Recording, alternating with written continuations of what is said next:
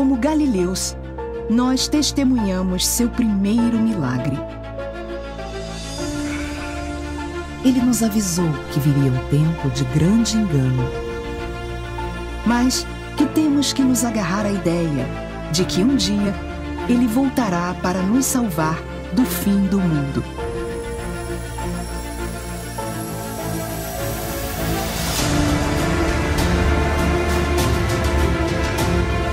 A maioria das pessoas não acredita que Jesus está voltando. E se houvesse uma evidência que provasse que isso tudo é real? Porque há muitas pessoas reunindo pedacinhos e partes disso e pensando, tem que haver um padrão aqui. A Bíblia fala sobre isso como sendo um mistério, mas por que o arrebatamento tem que acontecer? Qual é a razão disso tudo? Um galileu teria entendido isso perfeitamente. Eles são a chave para tudo. Estou em choque, jamais pensei que veria isso na minha vida. Essa é a descoberta mais profunda da história da humanidade.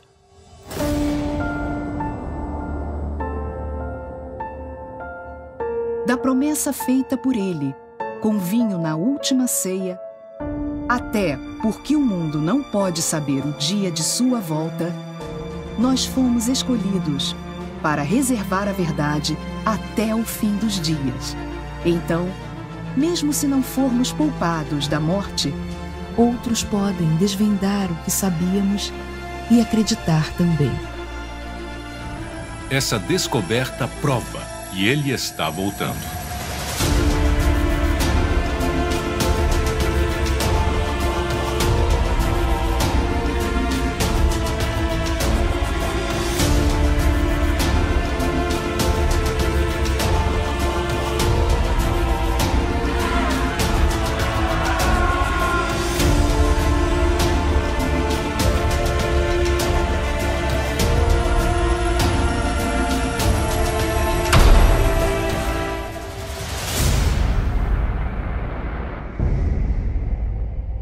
Antes da ira.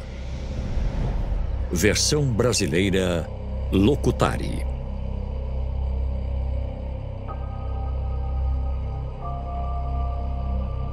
Não estamos destinados a viver neste mundo para sempre. Para fora da terra fomos levados quando éramos nada mais do que pó. E ao pó retornaremos. Embora o corpo deva perecer, o espírito vive para sempre.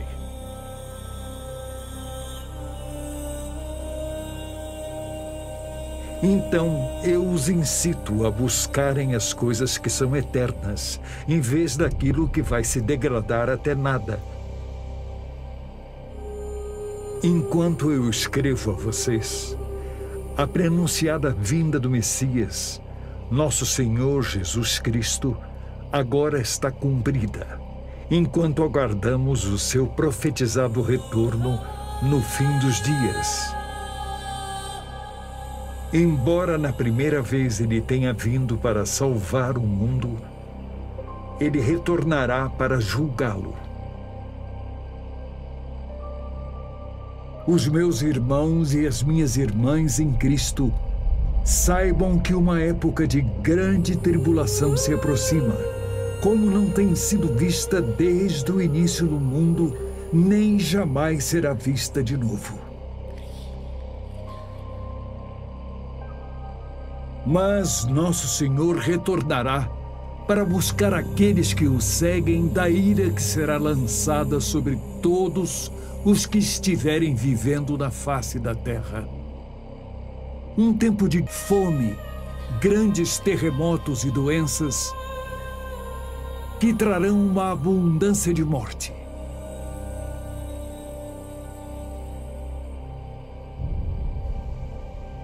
Os mares se enfurecerão e a terra queimará, enquanto a lua fica tal qual sangue e o sol escurece como um saco de carvão.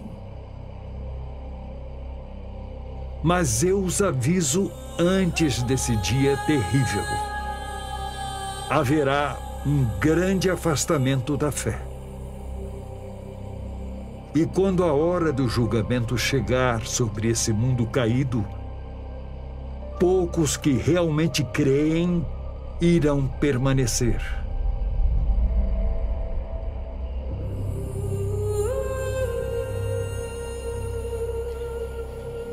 Embora a convergência de sinais de sua volta tenham sido revelados a vocês através das Escrituras, há alguns mistérios que Deus proclama que serão selados até o tempo do fim.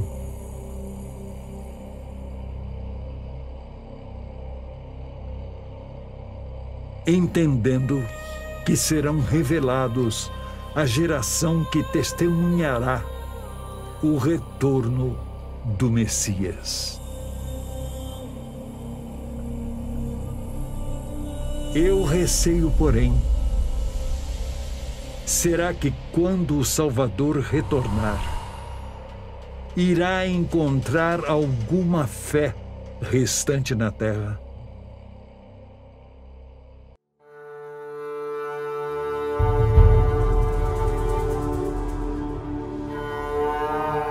Já faz 2000 anos que as profecias finais foram registradas. E hoje, a fundação para a convergência de quase todo o sinal profético pronunciado e as profecias bíblicas remanescentes nunca foram tão proeminentes. Como resultado, um recente aumento de debates em relação aos sinais dos tempos tem levado a uma divisão crescente sobre quando o Messias retornará. Afinal, se os eventos profetizados nos registros antigos estão realmente para acontecer, então seria de grande importância saber quando o Senhor retornará. Estamos focando a coisa errada. A verdade é, por que o arrebatamento tem que acontecer? Qual é a razão disso tudo? Então, qual é a razão? Os fatos no devido tempo são simplesmente uma sequência de superstições antigas, ou aqueles que estiveram com Cristo entendem alguma coisa muito maior do que a que foi enterrada pelas areias do tempo. Antes que a nossa história possa começar, temos que entender primeiro que Jesus não era simplesmente um judeu. Mais especificamente, ele era um galileu. Não só isso, mas os discípulos de Jesus também eram todos galileus. Eles não eram apenas galileus, eram galileus de quase todos os níveis de vida. Você tem um cara que é pescador, tem um cara que é coletor de impostos, e mesmo assim Jesus reuniu aqueles galileus, e eu acho que há uma grande razão para que Cristo, com os galileus presentes, seus discípulos, futuros apóstolos, se dirigisse a eles no vernáculo galileu. Sabe, embora as regiões de Israel antigo compartilhassem a mesma cultura, os galileus desenvolveram costumes que eram singulares, apenas para eles, porque isso é importante. Porque Jesus usava a cultura das pessoas para comunicar mais profundamente a natureza espiritual de Deus.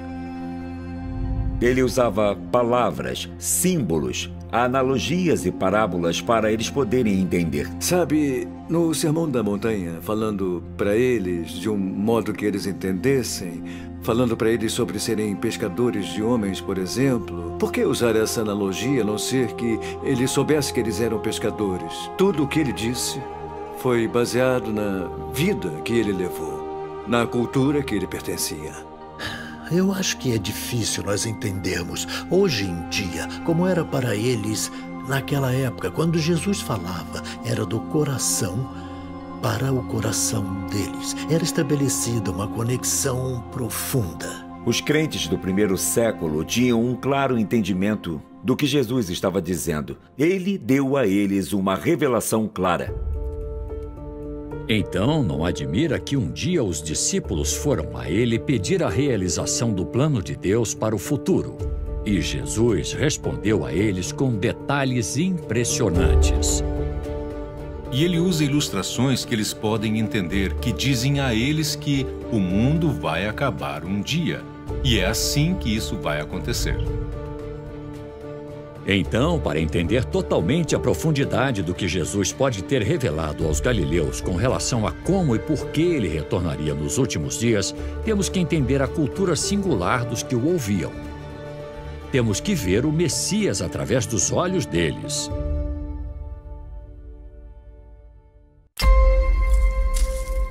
E isso desencadeou um ambicioso projeto de pesquisa e fragmentos de novas percepções começaram a mostrar as maneiras esquecidas dos antigos galileus.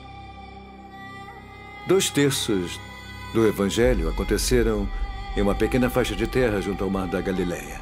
2/3 do Evangelho.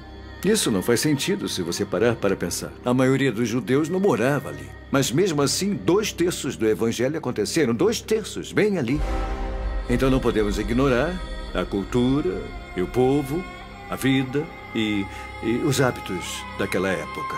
E é por isso que os galileus estão desempenhando um grande papel. Há muitas outras pessoas que têm muitas peças do quebra-cabeças. E muitas outras estão trabalhando no mesmo projeto. Um enorme projeto de pesquisa para termos certeza de encontrar e entender por que muita gente trouxe pedacinhos e partes disso. Estou pensando, tem que haver um padrão aqui.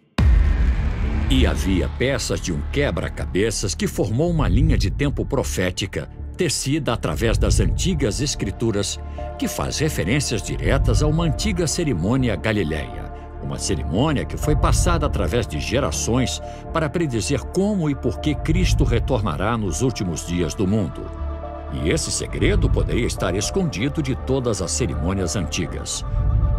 Ele foi descoberto em um casamento de certo tipo. Um casamento que contém uma série de costumes que se desenrolaria por um ano inteiro, revelando uma sequência cronológica de eventos que se alinham perfeitamente com as profecias bíblicas registradas que levam à segunda vinda de Cristo. É um casamento. É um casamento estilo galileu. Não há dúvida disso. Por que usar um casamento galileu? Porque todos os seus discípulos eram galileus. Quando Jesus ensinava aos seus discípulos, ele usava um objeto para começar com o que eles já conheciam, para que ele pudesse dizer, o reino dos céus é assim. No caso do casamento galileu, ele diria isso a eles. Vocês sabem como são os casamentos, não sabem? Fazemos isso o tempo todo. O fim do mundo vai ser desse jeito. Os paralelos com o arrebatamento são incríveis. E isso é tão brilhante, muito brilhante. Então, exatamente como o antigo casamento deles, muda tudo o que achávamos que sabíamos sobre a segunda vinda. Para entender verdadeiramente a profundeza do que só agora estamos redescobrindo, temos que viajar de volta à antiga Galileia durante a época de Cristo, para seguir a sequência de eventos que estava escondida no casamento profético deles. É aqui que a história começa. Estes são os galileus. É isto que eles fazem.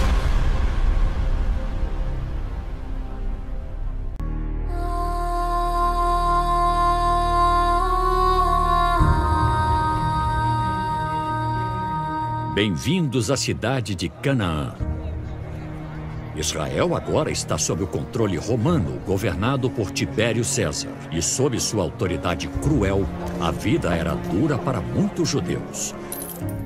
Mas nesse dia há esperança no futuro. Uma promessa de um novo começo. Porque nesse dia está acontecendo o noivado entre um jovem noivo e sua noiva.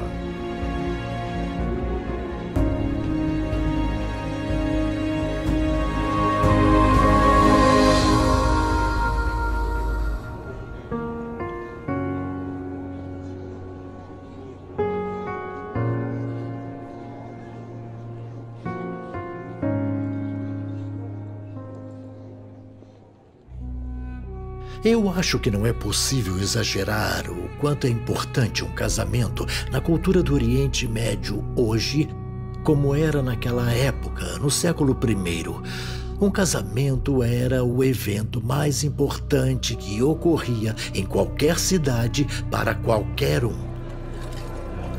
Na verdade, quando a palavra se espalhava pelas ruas de que estava acontecendo um noivado, todos os que podiam corriam para o portão principal para testemunhá-lo.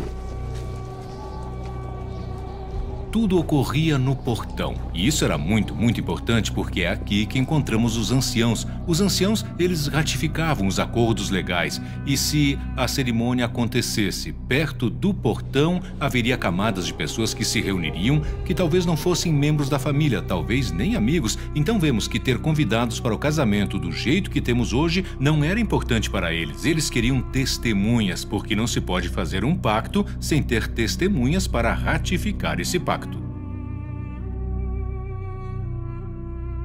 Há uma proposta escrita que é apresentada.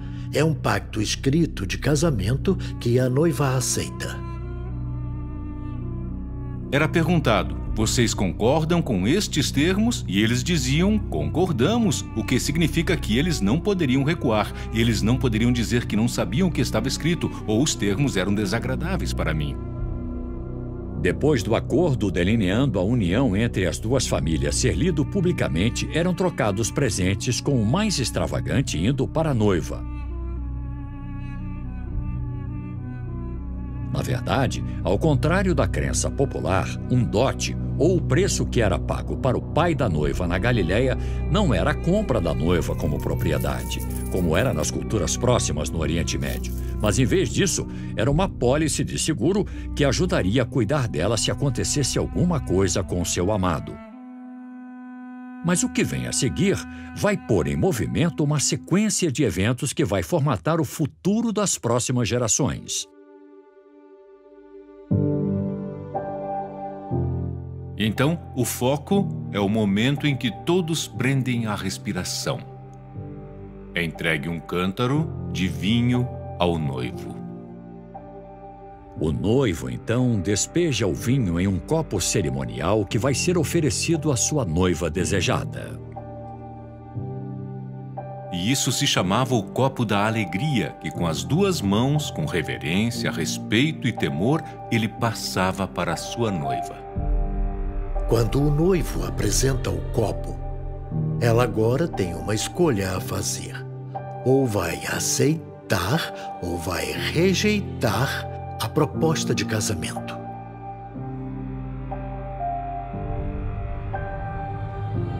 No momento em que o copo é entregue à noiva, ela tem todo o poder de parar o casamento, empurrando o copo de volta e rejeitando o noivo.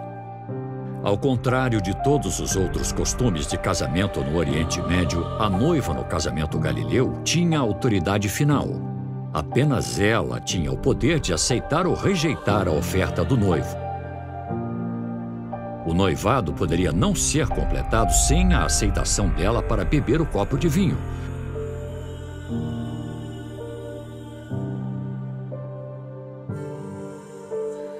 Mas nesse dia, durante seu noivado, a noiva aceita.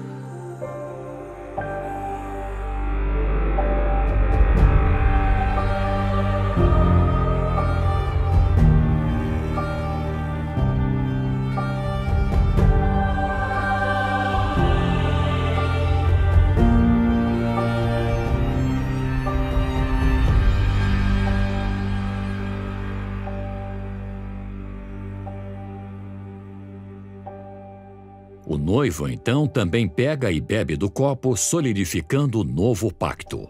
Mas então ele diz uma coisa realmente profunda.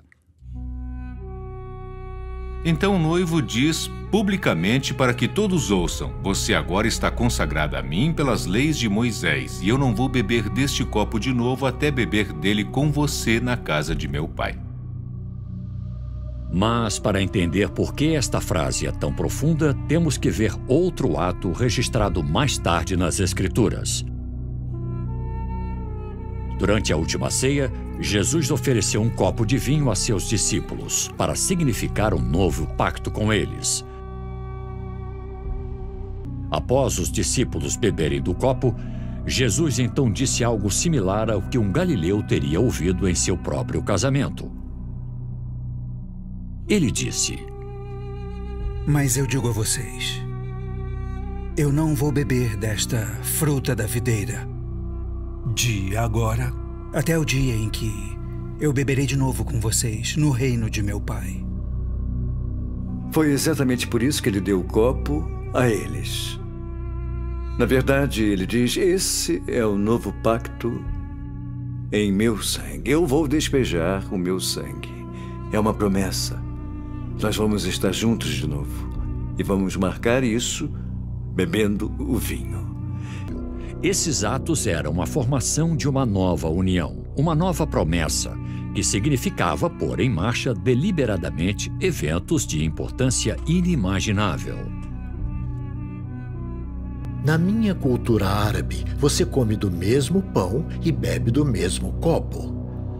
O pensamento é que o que está em você está em mim.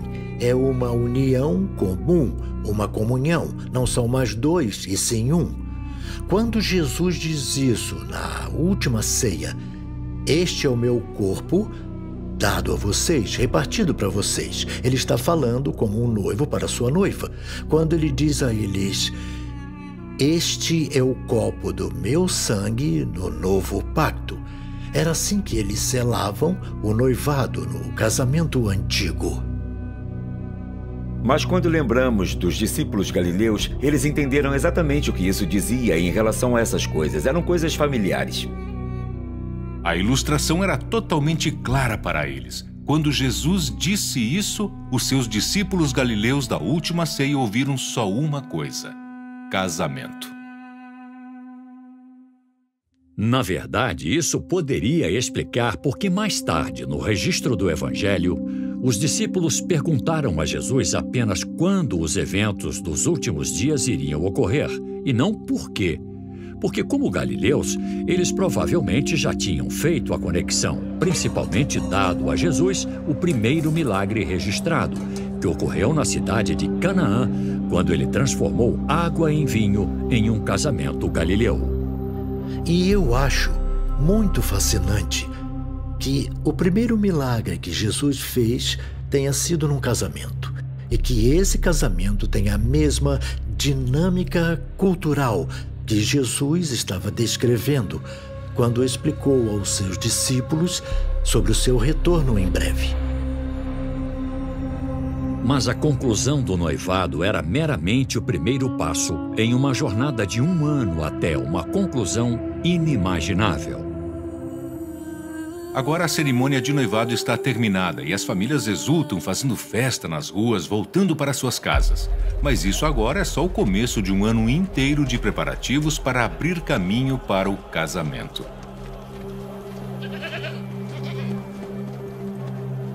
E embora tecnicamente a noiva e o noivo já estejam unidos como um só sob um novo pacto, o verdadeiro trabalho só agora começa. O noivo deve deixar a sua noiva, porque eles viverão separados até o dia da festa do casamento.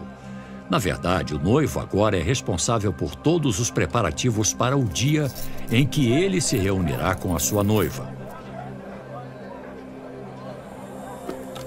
Nos meses seguintes, ele vai comprar materiais para construir um novo quarto na casa de seu pai. Além de fabricar novos móveis, como mesas e bancos,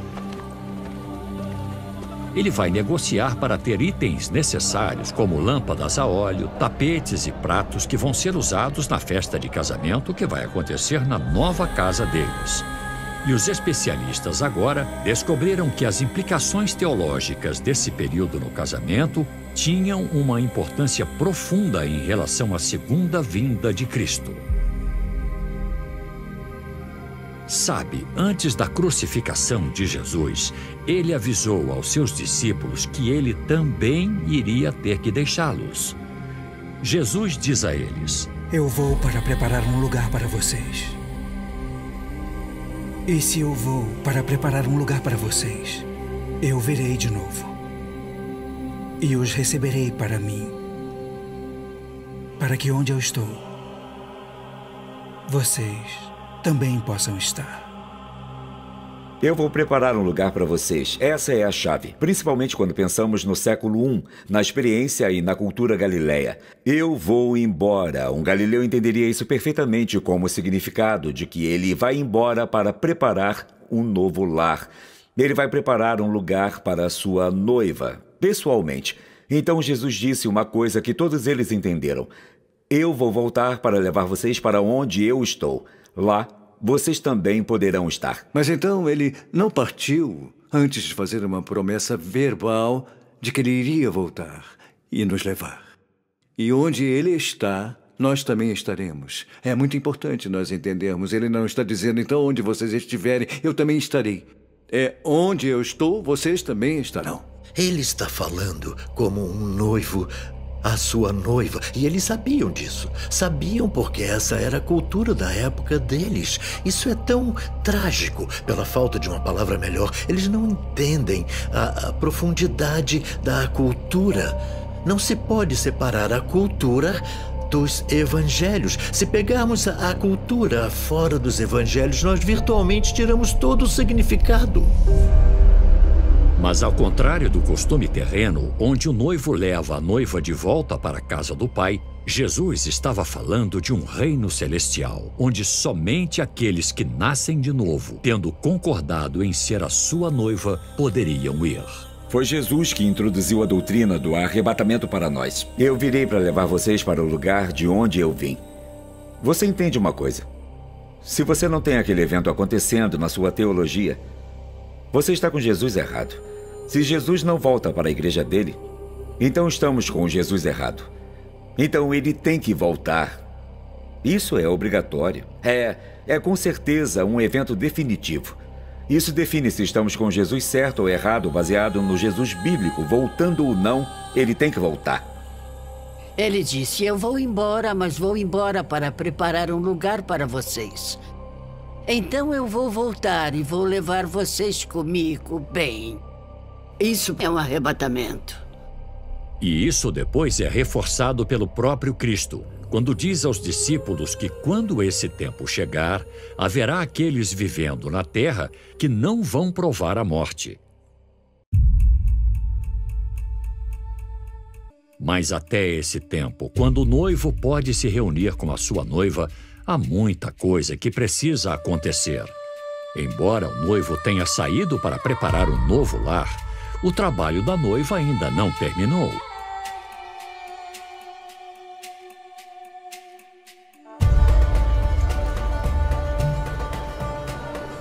Ela tem que se preparar para a hora em que seu noivo vai voltar para ela.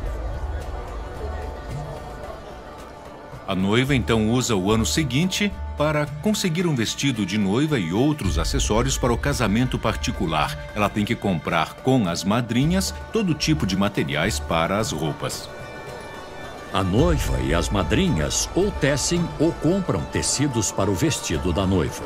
As cidades menores da região, estando separadas das áreas mais populosas, podem não ter os materiais disponíveis para completar um vestido elaborado.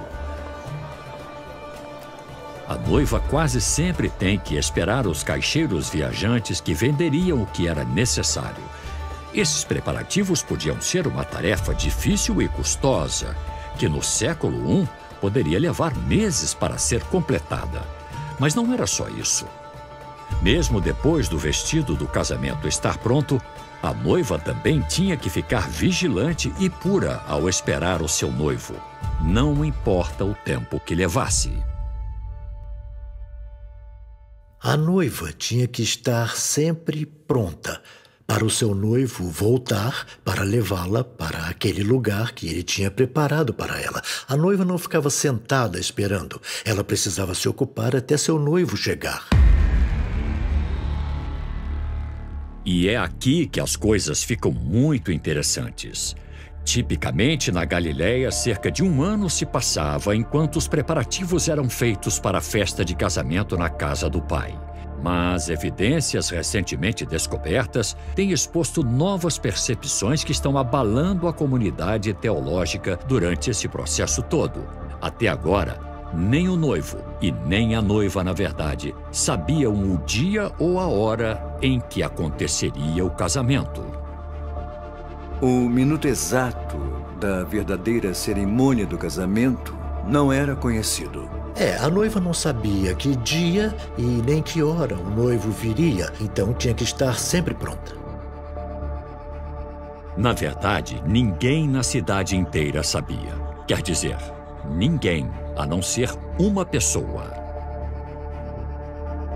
Ninguém sabia o dia ou a hora desse casamento. Nem o filho, nem ninguém mais. Só o pai do noivo. Só o pai do noivo sabia a data e a hora em que aconteceria o casamento. Só ele lia as condições em nome do filho durante o noivado.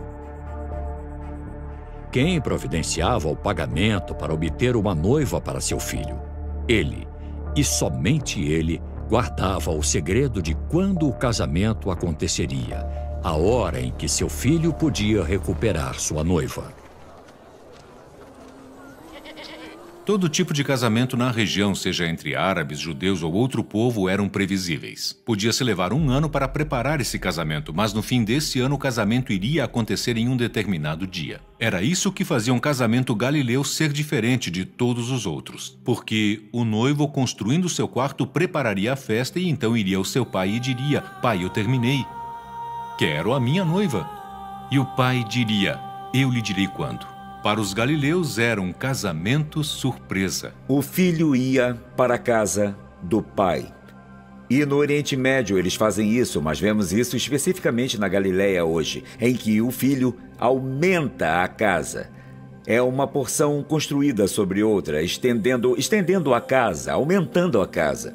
E então o pai era o único que sabia com previsão absoluta o que acontecia. Era o pai que dizia ao filho: "Pronto, você terminou."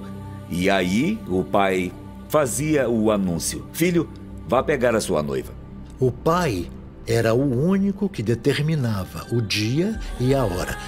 Ele dizia ao noivo: "Tudo bem, chegou a hora, o dia e a hora. O quarto nupcial, aquele lugar que você preparou, estava terminado." Ele dizia: "Tudo bem, hoje é o dia, a hora e agora, vá pegar a sua noiva." Isso remonta agora a vários relatos na Bíblia, onde Jesus diz a seus discípulos que ninguém sabe o dia ou a hora em que eu virei. Eles queriam saber se ele ia estabelecer o reino, e ele diz: Não, vocês não entenderam. Ninguém sabe quando eu vou voltar para a minha noiva." A única pessoa que podia mandar o noivo buscar a noiva era o pai. A única pessoa que podia mandar Jesus voltar para a terra era o seu pai.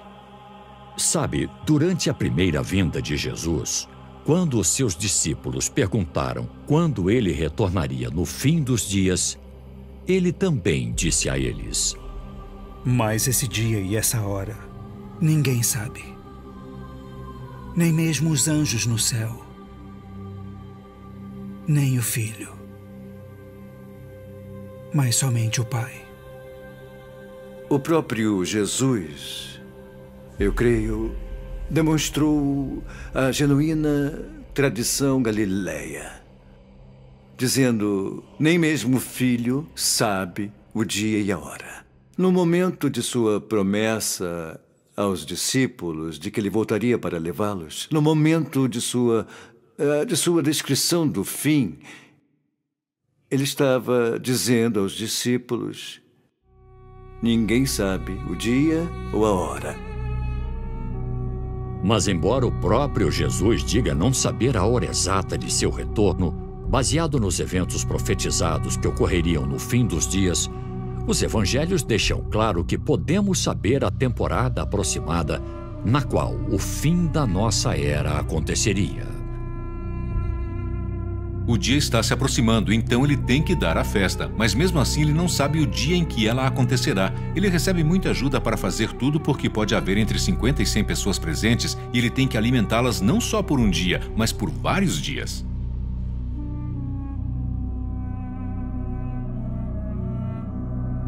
O noivo terminou de preparar a festa. Ele terminou os preparativos, já construiu o quarto, ele chama o seu pai para inspecionar tudo, o que é mais uma formalidade. E o pai finalmente diz: sim, filho, está tudo pronto. O filho diz: eu quero a minha noiva. E o pai diz: eu lhe direi quando. Mas lembrem-se, este é um noivo que está aguardando seu pai lhe dar um tapinha nas costas e dizer: vá buscá-la. Ele está empolgado, entusiasmado, e como Jesus está no paraíso agora... Puxa, eu não consigo nem imaginar o que está acontecendo.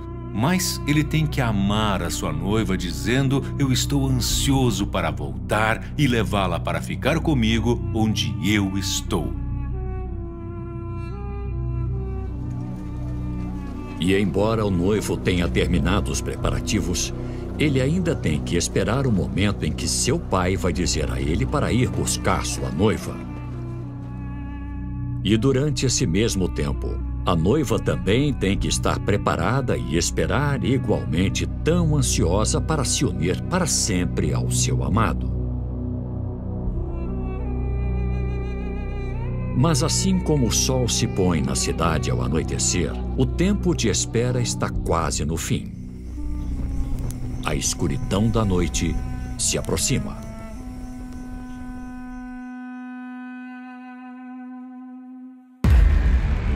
Já que o retorno de Cristo é sinônimo do fim do mundo como o conhecemos, isso pode levar a alguma percepção associativa nas tendências que estamos começando a ver e a entender por que a maioria das pessoas não creem mais que Jesus vai retornar.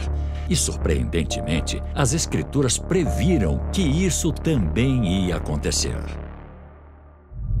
Eu sei que você tem pouca força. Isso descreve essa igreja nos últimos dias antes do retorno de Jesus Cristo, como se só esperasse. Há um restante de crentes hoje que estão agarrados a essa esperança. E eles são poucos em número e estão diminuindo a cada dia que passa.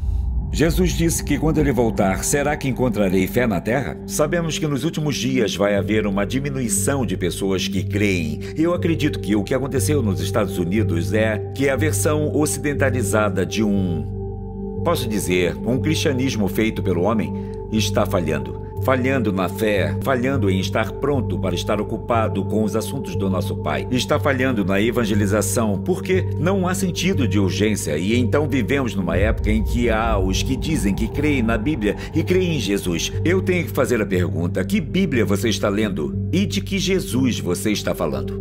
Quando você está totalmente desanexado da palavra de Deus, então o arrebatamento parece loucura, embora as mesmas pessoas que podem rejeitar Deus vão crer em alienígenas, elas vão crer em ir ao médium e ouvir os mortos e tudo mais. Elas creem em muitas coisas estranhas, mas quando se fala em histórias da Bíblia, elas vão dizer que são contos de fada.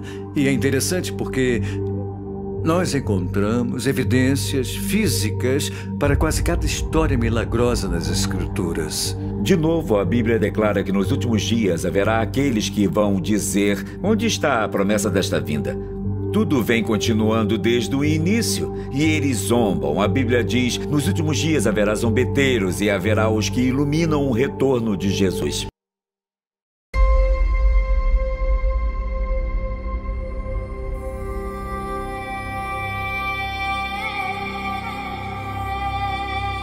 Considerando essas tendências, não surpreende que seja precisamente por isso que as Escrituras avisaram notoriamente que nos últimos dias Jesus retornará como um ladrão à noite, em um mundo descrente e despreparado. Jesus avisou aos seus discípulos para estarem prontos para o seu retorno. Ele disse que viria como um ladrão à noite. Com relação aos tempos e às estações, meus irmãos, vocês não precisam que eu lhes diga, porque vocês sabem perfeitamente. O dia em que o Senhor realmente virá a este mundo como um ladrão à noite, mas não virá como um ladrão à noite para vocês, porque se vocês estão prontos, estão prontos. Só podemos ficar surpresos e só podemos sofrer com isso se não estivermos prontos. Ele vai dizer ladrão à noite para aqueles que não estão cientes. Ele vai vir como um ladrão à noite para aqueles que estão impedidos e sobrecarregados com o que Jesus disse ou com os cuidados desta vida.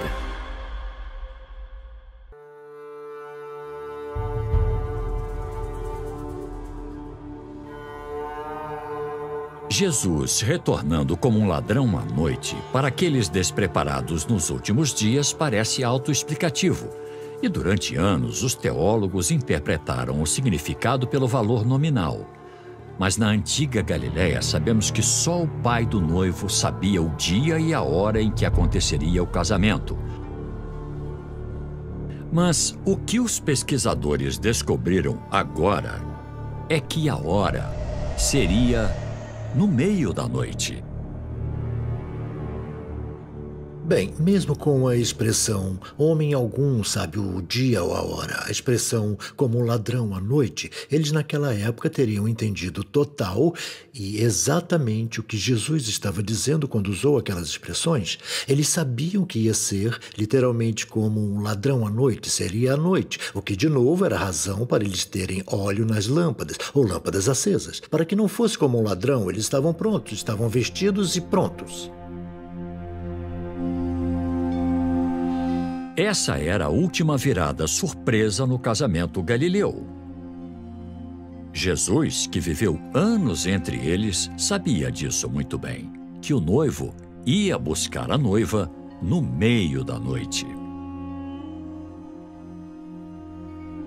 A vida dela era pura. Ela estava dormindo com seu vestido de casamento. As madrinhas estavam vestidas com suas roupas de linho branco e estavam prontas para ajudá-la caso o noivo viesse, o que ocorreria inesperadamente em uma hora que ela não sabia, para que ela pudesse estar pronta para ele. E eles farão isso no meio da noite por uma razão, que é basicamente declarar que isso pode acontecer quando todos os outros não estão prontos necessariamente. Não é deliberado e é por isso que só as pessoas que têm uma parte ativa no casamento estão empolgadas e estão prontas, mas as que não estão prontas estão dormindo.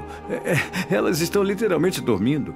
Sim, e é por isso que nos dizem para não dormir como os outros. Por isso, uma das razões que eu acho que os cristãos devem sempre procurar quais são os sinais que Jesus deu aos discípulos? E será que nós os estamos vendo?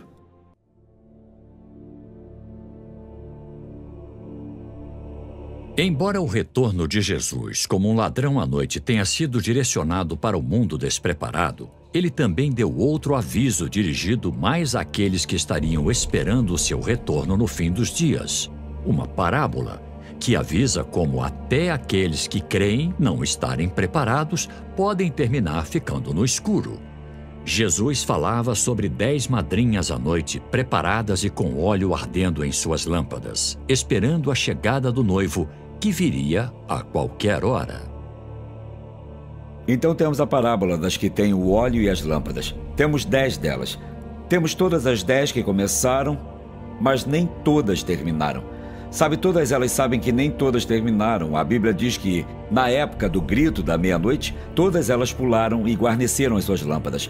Mas apenas 5 tinham óleo bastante para continuar. E essa é a chave, simbolicamente na Escritura. O óleo é referência para o Espírito Santo na sua vida.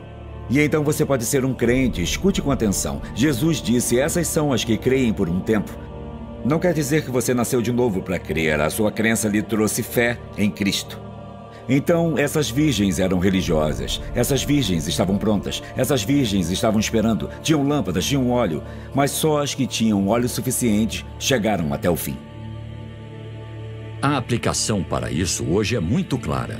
Expostos recentemente a tendências sociais, muitos creem que esse aviso profético do próprio Jesus com relação à igreja nos últimos dias já está se realizando. Eu acho que poucos estão vigilantes. É um pequeno fragmento do cristianismo. Alguns estimam que entre 1% e 10% estão observando, estão esperando, estão vendo as manchetes, estão olhando os eventos atuais. Mas eu acho que essa é uma porção cada vez menor da igreja hoje.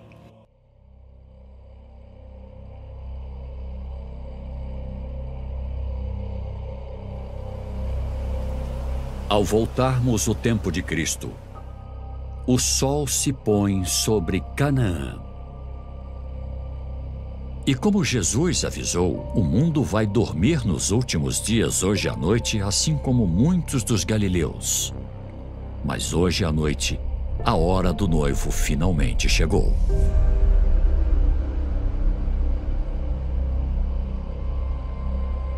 O noivo sabe que o dia está chegando, mas ele dorme com os padrinhos. Eles estão pelo chão todo, talvez em um quartinho, e o pai toma a decisão. Chegou a hora. O pai decidiu que chegou a hora de seu filho recuperar a noiva.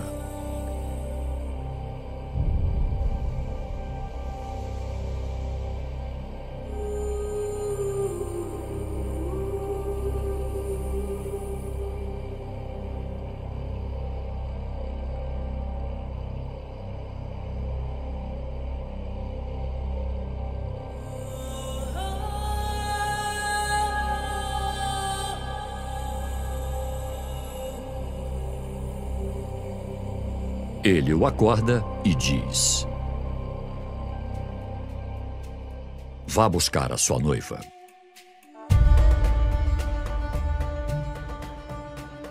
O filho levanta de um salto e pega um chofar ou um chifre de carneiro e o sopra, emitindo um estrondo para acordar a cidade toda.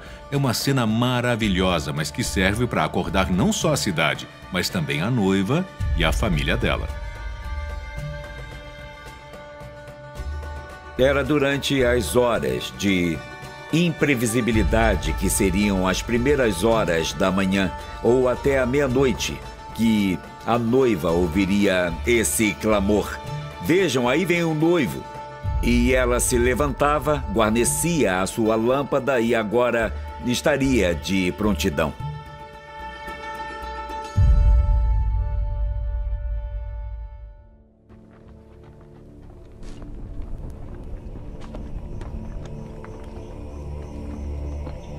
A espera terminou e o noivo finalmente estava a caminho para se unir à sua noiva. Enquanto eles se deslocavam pelas ruas da cidade, o chofar toca alto para acordar não só a noiva, mas também aqueles que foram convidados para a festa de casamento. Só aqueles que estavam preparados poderiam levantar rapidamente e se juntar à celebração. O noivo e seus padrinhos agora saem da casa, vão para o quintal, começam a serpentear pelas ruas da cidade até finalmente chegarem perto da casa da noiva. E quando a noiva aparece, que cena linda, impressionante deve ser.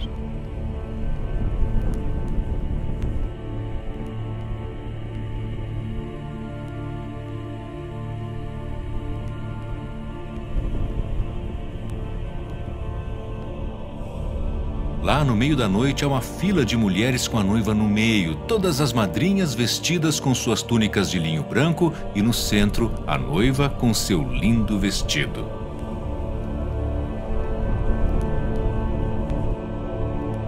Após um ano de preparação e espera, eles finalmente estão juntos de novo.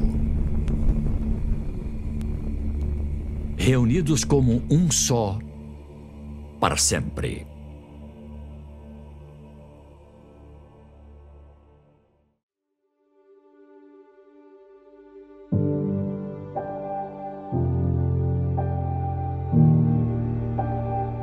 O desfile, liderado pelo noivo, agora segue em direção à noiva e à família dela e a todas as pessoas que estão em pé, as madrinhas, e os dois carregadores abaixam a liteira em frente à noiva. E ela, muito modestamente, sobe na liteira e se abaixa. A noiva não seguiu simplesmente o noivo de volta à casa do pai. Ela também foi levantada no ar.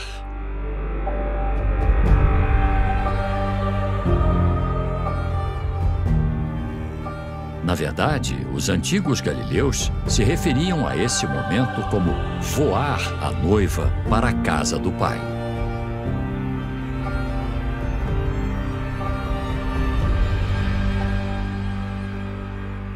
Ela é levantada do chão e ela é acompanhada junto com ele de volta para o local da preparação. Tudo é falado e gritado sobre a graça de Deus. Não são os esforços dela. Ela só estava pronta porque ela o ama. Ela é sustentada no alto e ela é levada com ele. Tudo isso é pela graça de Deus. É pela graça de Deus desde o início até agora, até o fim. Há inúmeras similaridades assustadoras entre essa prática cultural e as descrições através da Bíblia com relação ao que a teologia chamou de o arrebatamento, um momento em que os crentes são levantados nas alturas para estarem com o Messias retornado no fim dos dias. Isso me faz pensar em uma coisa, que quando a noiva é levantada do chão, e eles a carregam do chão, é como se ela voasse até a casa do Pai. Não soa como Jesus recolhendo a sua noiva da terra para se unir a ele no ar? Com certeza eu creio nisso, sem dúvida.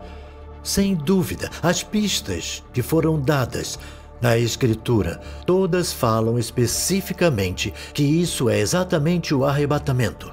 Essa é a razão pela qual ele está nos levando. Porque um noivo viria e levaria a noiva a não ser para casar com ela. Daquele momento em diante, nós vamos sempre estar com o Senhor como o marido e a esposa são um só. Eles não podem mais ser separados. É por isso que eu creio que o arrebatamento é maravilhoso.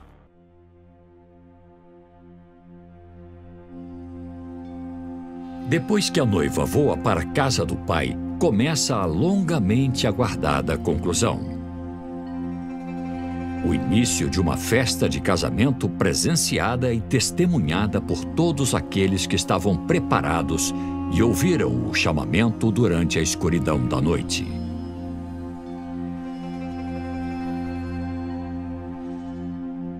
E Jesus deixou claro para os seus discípulos que isso também é um quadro do que vai acontecer no fim dos dias. Aqueles que são pegos para estar com o Messias em seu retorno vão compartilhar o que a Bíblia se refere como a ceia de casamento do Cordeiro. O Cordeiro sendo uma clara referência ao próprio Cristo como a ovelha, sacrificada, crucificada.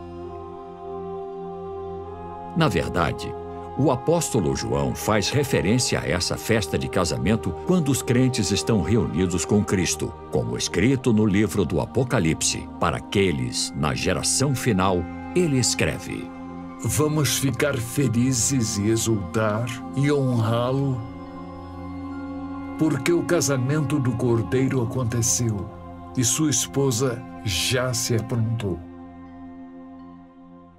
A casa do Pai, em um casamento galileu, é o quadro perfeito do céu. Juntos, como um casal casado, noiva e noivo unidos para sempre, morando na casa do pai do noivo. Por que isso é tão importante? É porque esse é o nosso destino. Nós somos escolhidos como a noiva de Jesus Cristo e para morar com Ele por toda a eternidade. E tudo aqui na Terra é um prenúncio, um quadro do que está por vir. É interessante, na última ceia, 2 vezes Jesus diz isso. Eu aguardo avidamente para compartilhar com vocês quando isso for realizado no meu reino. Esta é a pergunta que tem que ser feita. Por que Deus fez tudo? Por que Ele os deixou escolher sua queda? Por que Ele envia o seu Filho? Por que seu filho teve que morrer? Por que seu filho teve que ressurgir dos mortos? Por que seu filho subiu aos céus? Por que seu filho está voltando? Esse pode ser o evento mais importante de toda a história da eternidade. Quando Deus traz a noiva para seu filho. Por causa disso, Jesus prometeu que ele retornaria para sua noiva, para todos que aceitaram e vão aceitar a sua proposta até o dia em que ele retornar. Não só para se unir, mas para salvar a sua noiva da ira que recairá sobre o mundo nos últimos dias.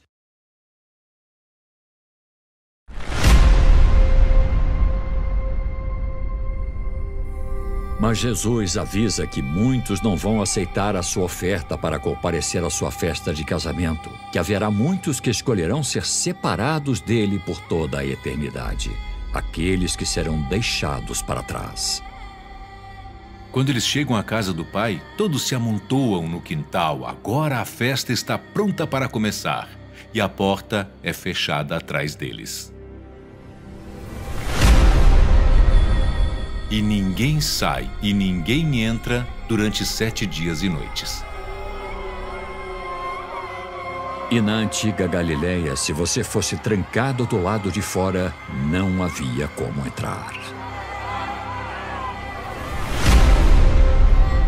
Há muitas pessoas que sabem disso, os que creem e os que não creem. Só ouvi sobre o arrebatamento. Jesus deve voltar. Eu só ouvi falar nisso. Ouvir falar não é o bastante. Nós sabemos da experiência Galileia e há séculos que você não só tinha que estar pronto e tinha que ter óleo bastante, tinha que entrar no casamento. Aí a porta estava fechada. Quando a porta era fechada, era fechada. Os que ficavam fora, ficavam fora. E você pensa na realidade incrível e apavorante de saber que Cristo disse que retornaria para ser fechado, ser deixado fora. E mesmo assim Jesus nos avisou naquelas parábolas. Ele avisou. E exatamente como o antigo casamento galileu, a profecia bíblica avisa que os que perderam o retorno de Cristo estão destinados a compartilhar a ira de Deus, que será despejada sobre uma palavra de rejeição.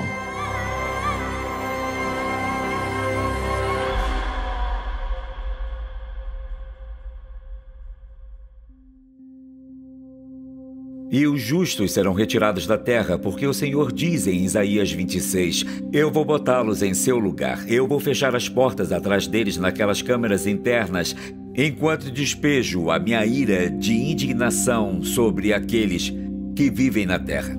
O fato de que a igreja escapa da ira de Deus é muito importante, mas a igreja não escapa da ira do homem, e vemos isso acontecer. Uma perseguição terrível em várias partes do mundo, mas na igreja bíblica, nas escrituras, Deus diz que a igreja será poupada da ira que virá.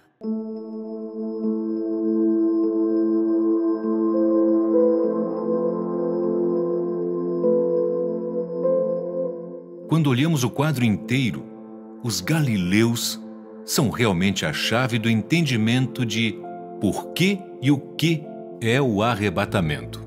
Jesus usou essa ilustração que eles conheciam tão intimamente várias e várias e várias vezes, que você tem uma noiva que é amada por um noivo que é comprometida com esse noivo. E o noivo vai fazer um pacto com ela e então ele vai embora. E finalmente, quando eles não sabem que ele vai voltar para levá-la para ficar com ele onde ele está. Isso é uma coisa incrível, e isso tudo deriva do que os galileus entendiam, e Jesus fala para os galileus porque eles são galileus, para que eles entendessem o que ele quis dizer quando falou, é assim que vai ser quando eu retornar. Há muita gente que se professa ser cristã, que não está realmente se atendo aos detalhes do que Deus revelou sobre si mesmo. Afinal, é disso que a Escritura fala. E nunca foi tão importante falar sobre por que o Messias está retornando. Eu não desisti. E não foi por imaginação. Isso é baseado no que vejo acontecer nos eventos. Os frequentadores estão ficando cada vez mais jovens. Mas eu não desisti. Eu só acho que eles precisam se identificar com professores que sejam da geração deles. E esses são raros, mas existem. E em relação aos pastores, vocês precisam dizer às suas congregações. A influência dos pastores sobre os que frequentam a igreja regularmente ainda é muito forte. Se eu, como pesquisadora qualitativa, posso puxar de uma pesquisa qualitativa fascinante que fizemos na leitura da Bíblia, o que influenciou as pessoas a lerem a Bíblia, quando um pastor sugere alguma coisa, e não apenas a passagem que o pastor menciona no sermão, mas quando um pastor sugere ir para casa e ler isso, ir para casa e procurar aquilo, essas coisas têm um grande impacto. Eu só acho que temos que perseverar nisso e continuar encorajando a igreja e os pastores. Eles têm um dos trabalhos mais duros do planeta. Aqueles que têm influência de mídia têm que falar. Jesus morreu por sua igreja, ele vai voltar por ela. Ele ama sua igreja. E todos nós temos que dizer aos que amamos. Se eles escolhem ignorar, a culpa é deles. Mas se você nunca os avisou, a culpa é sua. Nós vivemos em uma nação fundada sobre os valores cristãos e mesmo assim os seguidores de Cristo estão escolhendo ficar em silêncio. Temos que estar preparados para dizer aos outros por que Jesus está voltando, para que eles também possam fazer uma escolha. A escolha é nossa. Jesus não força ninguém. É nosso próprio livre-arbítrio e nossa decisão nós escolhermos aceitar a proposta de Jesus Cristo como nosso noivo. Sabe, é por isso que Satã, de novo o porquê, porque Satã odeia particularmente o casamento cristão. Ele odeia o casamento pelo que ele representa. Sabe, é um microcosmo. do que nos aguarda nos céus. Nós somos a família de Deus, nosso Pai Celestial. Nós somos irmãos e irmãs. Somos família em Cristo. É um microcosmo, um quadro daquilo que ainda será realizado quando vier. Antes da ira.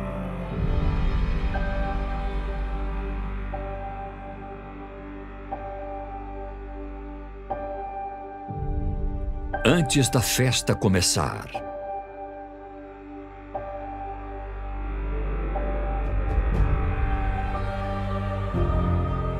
Antes do arrebatamento.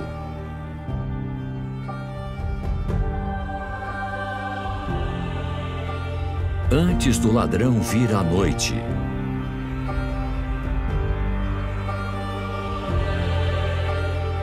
De volta quando tudo começou. Ao momento em que a você é oferecido o copo dele,